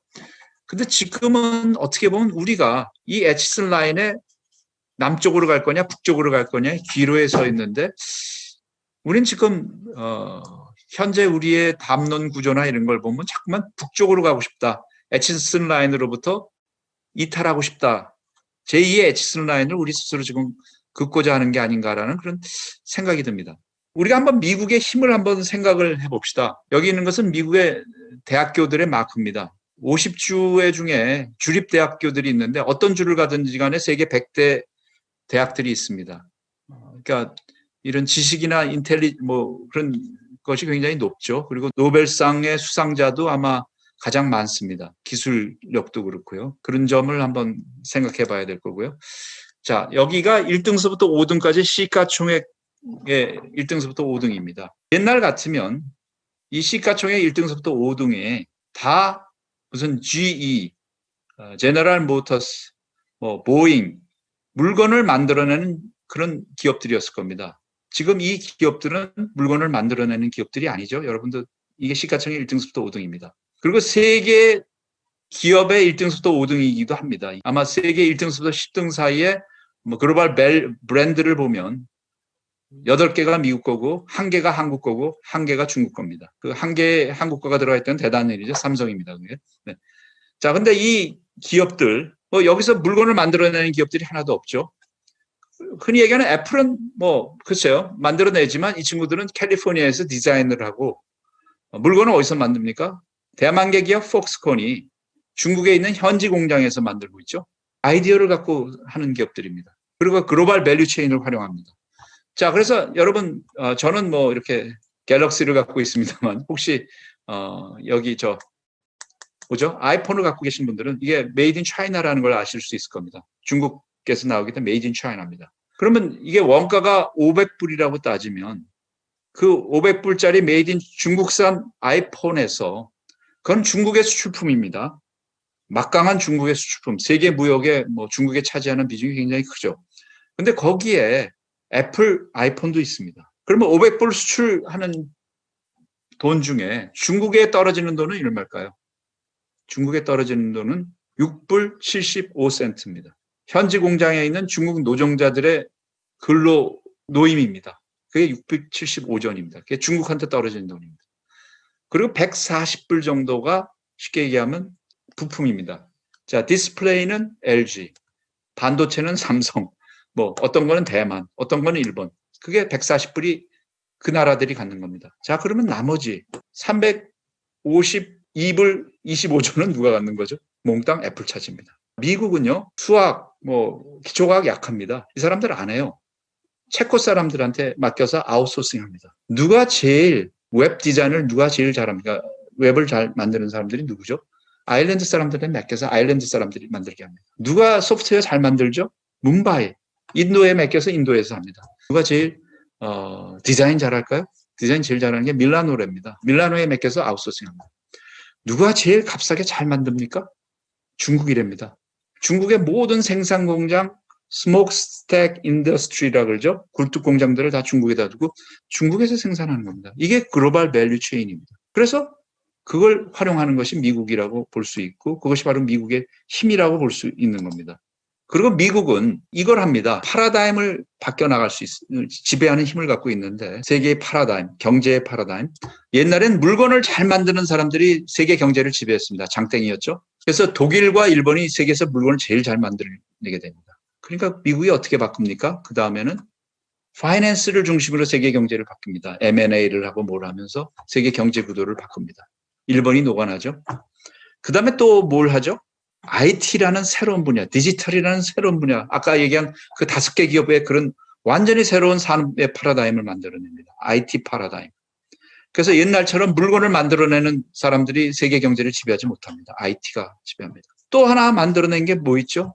에너지 파라다임. 그래서 러시아, 중동 국가들이 막 세계를 지배하려고 그러니까 옛날엔 중동에서 이렇게 전쟁이 일어나면 미국이 개입해서 전쟁에 돌입하고 그랬는데 요즘 개입을 안 합니다. 왜? 석유가 별로 필요가 없어요. 미국에서 셰일가스라는 게 나와서 석유 가격이 올라가면 셰일가스를 파내서 쓰면 되는 거고 석유 가격이 떨어지면 수입하면 되는 거고 그러니까 에너지 파라다임을 미국이 마음대로 조정하기 때문에 러시아도 힘들어졌고 중동 국가의 영향력도 없어졌습니다. 그런데 한 가지 더 궁극의 파라다임 인구 패러다임이 있습니다. 아마 왼쪽을 보시면 알겠습니다만 맨 위에 있는 그래프는 중국입니다. 중국이 뭐 14억 인구가 됐다. 2050년이 되면 한 1억 3천만 정도, 1억 정도의 인구가 줄게 되죠. 노령화 사회가 하고 굉장히 소자화 사회죠. 출산율도 낮고. 그런데 한국은 맨 밑에 보시면 나옵니다만 한 요즘 뭐 우리나라는 출산율이 0.8인가요? 세계 최악입니다. 그래서 지금 이 트렌드라면 3,600만까지 떨어진다고 나옵니다. 최악입니다. 지금 큰일 났습니다. 그런데 여기 보시면 이제 빨간 그래프 있죠? 빨간 그래프 올라가고 있는 그래프 왼쪽에 한때 3억이던 인구가 3억 3,900만, 1억 4천만이 늘어나는 나라가 있습니다. 어디입니까? 미국입니다. 미국. 왜 그럴까요? 이민의 나라죠. 물론 뭐 트럼프 같은 미추경이 같은 사람이 뭐 장벽도 만들고 그러지만 1억 4천만 중에 동아시아의 가장 머리 똑똑하고 돈 많은 사람들이 아마 대부분일 겁니다. 자, 이 사람들이 누굴까요? 쉽게 얘기하면 시진핑 딸, 무슨 마윙의 아들 다 미국에서 살고 있습니다. 우리나라 지도층의 아들, 딸들 다 미국에서 살고 있어요. 다 좋은 미국 대학에서 다니고 있습니다. 다 미국에서 산다는 얘기입니다. 그게 인구의 패러다임. 우리는 다 고령화되고 늙어가고 하는데 미국은 인구가 젊어지고 좋은 인구들이 들어오고 있다는 얘기입니다. 그래서 이런 패러다임의 변화가 미국의 힘이 쉽지 않을 거다. 그래서 저는 2050년, 40년까지 이 미국의 어떤 도미넌스라 그럴까요? 패권은 중국의 거센 도전에도 불구하고 흔들리지 않을 거다라고 저는 생각을 합니다. 자, 그러면 한미동맹 어떻게 해야 될까요, 여러분? 인도 태평양 전략에 관한 우리 입장을 보면요. 언급하신 분들이 가장 최근에 한 것이 한미 정상회담에 따라서 한국의 신남방 정책과 미국의 인도 태평양 전략을 조화롭게 추진키로 했다. 우리가 여기 참여한다는 얘기는 안 하고 있습니다. 신남방 정책과 조화롭게 하겠다. 그리고 여기 보시면 뭐 부정적인 얘기들을 우리 관료들이 얘기하고 있는 것을 다 보실 수 있습니다. 하여튼 인도 태평양 전략을 중국을 겨냥한 거기 때문에 한국은 여기에 참여한 걸 주저주저 하고 있는 것이 사실이겠죠. 쿼드라 그래서 아까 얘기한 인도, 호주, 일본, 미국이 참여하고 있는데 쿼드 플러스라 그래서 지금 한국의 참여를 요구를 하고 있죠. 한국은 지금 강경화 장관이 쿼드는 좋은 아이디어가 아니다라고 미국과의 어떤 회의에서 이런 식으로 얘기를 했습니다. 그래서 이제 우리나라의 어떤 담론 얘기하면 한미동맹은 냉전 동맹이다. 그래서 이건 다자 협력 안보 체제로 가야 된다. 그런 이제 균형 외교를 얘기합니다. 그래서 미중 사이에 안미 경중이다. 안보는 미국에게 하고 경제는 중국이기 때문에 우리가 사안별로 솔로몬의 지혜처럼 어떤 거는 미국을 하고 어떤 거는 중국을 하고 그래서 균형을 잘 취해야 된다. 균형 외교 할 수 있을까요? 냉전 시대 때 균형 외교가 가능할까요? 우리나라보다 훨씬 더 힘센 나라들. 자, 균형 외교가 성공하려면 우리가 어떤 사람에게 힘을 줬을 때 그 균형이 웨이트가 완전히 변해서 휘청휘청할 정도로 균형이 바뀌어져야 됩니다. 그래야지 우리나라가 균형 외교를 할 수 있는 능력이 생깁니다. 그런데 우리가 미중 사이에서 아무리 어쪽 편을 들더라도 상대편에서 아니 그래 한국에 갔어? 가봐. 그렇게 한다면 균형 외교가 이루어지지 않는다는 얘기죠. 균형 외교는 미국이 유럽에서 독일이냐 영국이냐를 가지고 누구한테 힘을 주느냐 휘청거리면 그건 균형 외교입니다. 일본이냐 중국이냐에서 미국이 어느 편을 택하느냐에 따라 휘청거리면 그게 균형 외교입니다. 한국이 그럴 수가 있을까요? 균형 외교가 가능하다고 생각하십니까? 한번 생각해 보십시오. 안미 경중 우리나라에서 경제적으로 그렇죠. 한중 경제 교역이 26%인가요? 25%인가 됩니다. 큽니다. 제일 큽니다. 미국은 12%밖에 안 됩니다. 그런데 아까도 얘기했죠. 경제 구조, 글로벌 밸류 체인을 아시면 이해를 하셔야 됩니다. 중국한테 제일 중요한 경제는 어디입니까? 한국이에요? 중국한테 제일 중요한 경제는 미국입니다. 중국조차 미국이 제일 중요한 경제인데 한국은 왜 중국이 제일 중요한 경제라고 생각하는 거죠? 우리가 판 반도체가 최종 목적지가 중국 완성품이 화웨이 스마트폰이 미국 시장으로 가는 겁니다. 그러면 경제도 미국이 제일 중요하다고 생각해야 되지 않을까요? 그다음에 이런 생각을 가지신 분들이 많은 것 같아요. 이게 한미동맹이 냉전동맹이고 남북협력에 방해가 된다. 그래서 한미동맹을 해소하고 한반도 평화체제를 만들어야 된다. 이게 우리의 살 길이다. 세계에 지금 우리 대외 의존도 100%가 넘는데 북한과 뭐 평화를 이룬 것이 우리나라의 그 대외의 어마어마한 그런 이해관계를 헤쳐나갈 수 있는 힘이 될까요? 우리 경제력의 40분질, 50분질밖에 안 되는 북한을 우리 편으로 끌어들인다 그래서 세계에서 우리가 뭐 우리 힘이 10배, 100배가 될까요? 2배, 3배가 될까요? 쉽지 않은 일입니다. 물론 중요하긴 하지만 그래서 없애는 것이 최선이다라고 얘기하는 분들이 있는데 저는 없애고 나면 어떻게 될까요? 옛날에 다시 중화 질서로 들어가서 중국한테 조공바치면서 사는 거죠. 그게 더 좋은가요? 지난 70년 동안 한미 동맹 관계가 그렇게 나쁜 거였나요? 어떻게 민주화를 이루고 우리가 어떻게 평화를 이루고 어떻게 산업화를 이루었죠? 우리 뭐 대사께서도 그런 얘기를 했는데 70년의 선택이었는데 앞으로 70년은 자동으로 되는 게 아니다라고 얘기를 했습니다. 여러분의 선택은 무엇입니까?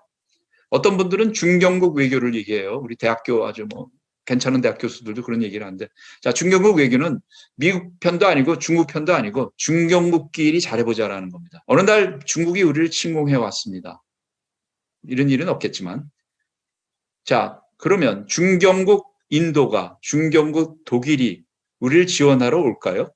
한번 생각해 보세요. 중경국끼리 하는 게 좋은 건지.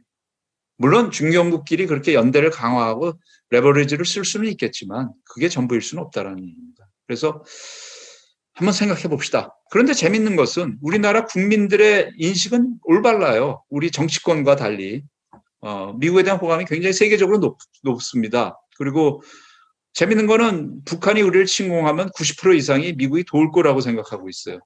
그리고 미중이 충돌할 때 중국을 지지하는 사람은 1%밖에 안 됩니다. 자, 이거 어떻게 봐야 될지 모르겠습니다. 우리가 정책적으로 나오는 거랑 국내 인식은 이렇게 많은 차이가 있네요. 여러분들은 어떻게 생각하시는지 모르겠습니다. 여러분 최근에 어떤 일이 벌어졌는지 보십시오. 미국이 중국을 때리기 시작하니까 벌어진 일입니다.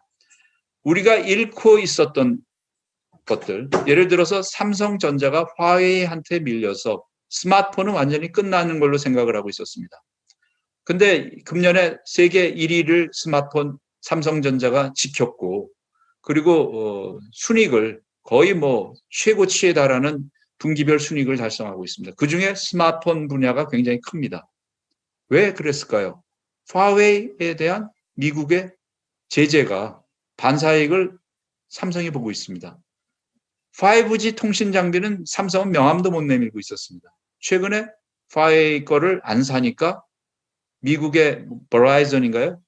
최대 업체가 5G 통신 장비를 삼성 거를 사고 있지 않습니까? 자, 지금 그런 상황이 됐습니다. 그 다음에 아까 얘기한 자동차 배터리, LG 화학이 지금 세계 1위가 됐습니다. 갑자기 세계 4위였던 왜 그렇게 됐을까요? 미국이 제재를 가하니까 중국 거에 대한 저걸 하니까 BMW, 메세데스 벤츠, 뭐 포드 이런 데가 중국산 배터리를 쓰다가 LG 화학으로 옮겼습니다. 그래서 LG 화학이 지금 세계 1등이 되고 있습니다. 자, 우리가 지금 어떤 4차 산업혁명의 디지털 플랫폼 경쟁에서 사실상 중국한테 다 밀리고 있었습니다. 명함도 못 내밀고 있었는데 어떻게 보면 이게 천재일우의 기회입니다. 이 기회 동안 우리의 산업 위력을 공고히 하는 것을 해야 됩니다. 이 찬스를 못 살리면 중국한테 이제 다 뺏기게 되는 상황이 됩니다. 그래서 위기감을 갖고 해야 된다. 그리고 우리가 미국이냐 중국이냐 택해야 되는 문제가 아니라 이거는 뭐 기술적인 문제에 있어서는 글로벌 밸류 체인을 우리가 택할 수밖에 없다. 미국일 수밖에 없다라는 걸 저는 그렇게 생각합니다. 자, 그래서 제일 중요한 거는 저는 한미 동맹을 유지하는 게 중요하고 한미 동맹이 있음으로써 중국이나 일본이나 러시아라는 그 막강한 세력들이 있음에도 불구하고 우리가 위협으로 느끼지 않고 살아왔는데 한미 동맹이 해소되는 순간 전략 폭격기 편대들이 우리 동해안을 휩쓸고 다닐 때 과연 우리가 무엇을 할 수 있는지를 다시 한번 여러분들이 생각해 보시면 좋지 않을까라고 생각을 합니다. 그런데 보시면 우리는 미국한테 요구만 합니다. 그죠? 미국한테 이거는 우리가 원하는 거 너희들이 해야 돼. 이거는 하지 마. 이거는 중국하고 우리가 할 테니까 너희들은 거기는 이해해야 돼. 그게 될까요? 동맹이라는 거는 상호 의존 관계가 있어야 되고 상호 호혜적이어야 됩니다. 그러니까 존재감이 있는 동맹이 돼야지 매달리는 동맹이 돼서는 안 될 거다. 그렇게 본다면 저는 쿼드나 이런 데 들어가서 우리 역할을 해야 된다고 봅니다. 쿼드라는 것이 인도, 일본, 오스트리아 다 얘기합니다. 이게 중국을 겨냥한 것이 아니다라는 얘기를 다 합니다. 근데 왜 우리가 중국을 겨냥하고 있다라는 게서 안 들어간다는 얘기를 왜 우리가 얘기해야 되는지 전 잘 모르겠습니다. 외교라는 건 그런 겁니다. 임플리케이션은 중국을 견제하는 건지는 모르지만 다 누구나 대놓고 중국을 견제한다는 얘기를 안 하는 겁니다. 그래서 저는 우리가 한미동맹을 굳건히 하면서도 다양한 네트워크 활동을 했으면 좋겠습니다. 중국과도 뭐 RCEP, AIIB 다 했듯이 뭐 다른 나라들과의 관계도 굉장히 잘 만들어 나가서 예를 들어서 중국이라는 나라는 굉장히 강력한 나라입니다. 우리 혼자 힘으로 대항할 수가 없죠. 저쪽은 14억이고 우리는 5천만인데. 그러면 한미동맹이라는 하나의 안정판이 필요하고 또 중국 주변에 있는 나라들과 네트워크를 강화하는 겁니다. 바로 이런 나라들이죠. 일본, 인도, 호주, 러시아, 베트남 이런 나라들과 네트워크를 만들어서 그 네트워크를 가지고 또 중국과의 레버리지를 활용하고 그래서 많은 네트워크 활동, 중국도 포함하는 네트워크, 중국이 없는 네트워크, 미국과 같이 하는 네트워크 저는 많은 서클 활동을 좀 우리가 하면서 우리 이익을 중층적으로 확보해 나가는 외교를 해야 되지 않을까라는 생각을 갖습니다. 여러분 하여튼 이 과정을 통해서 많은 것들을 이루시길 바라고요. 오늘 장시간에 걸쳐서 대단히 수고 많으셨습니다. 감사합니다. 네.